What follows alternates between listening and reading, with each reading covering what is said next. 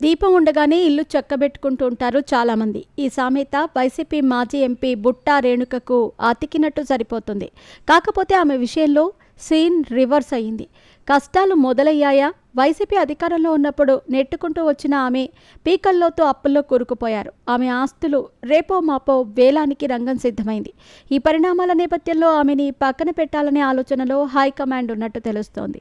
YCP మాజీ MP Butta Renuka గురించి ప్రత్యేకంగా చెప్పక్కర్లేదు. దశాబ్దం కింద కర్నూలు వైసీపీ ఎంపీగా గెలిచారు. ఆపై బాగానే పాపులర్ అయ్యారు. ఇక తమకు తిరుగులేదని భావించారు ఆమె. ఈ క్రమంలో వ్యాపారాల్లోకి అడుగుపెట్టేశారు. 2018లో ఎల్ఐసికి అనుబంధ విభాగం కంపెనీ నుంచి 310 కోట్లు అప్పు తీసుకున్నారు.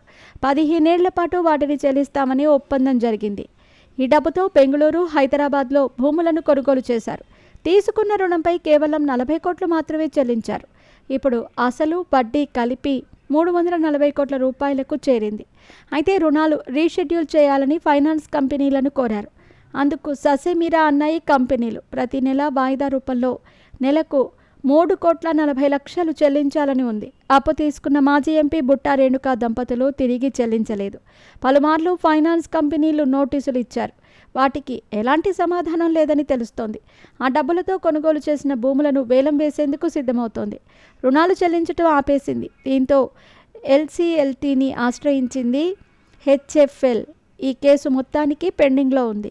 బుట్టా దంపతులకు బంజారాహిల్స్లో 5,000 గజాల ఆస్తిని 145 కోట్లకు వేలం వేశారు. అయితే వాటిని కొనుగోలు చేసేందుకు ఎవరూ ముందుకు రాలేదు. మాదాపూర్లోని 7,000 గజాల్లో ఉన్న బుట్టా కన్వెన్షన్ వేలానికి సరైన స్పందన రాలేదు. ఇప్పుడు మరోసారి వేలం వేయాలని ఫైనాన్స్ కంపెనీ భావిస్తోంది.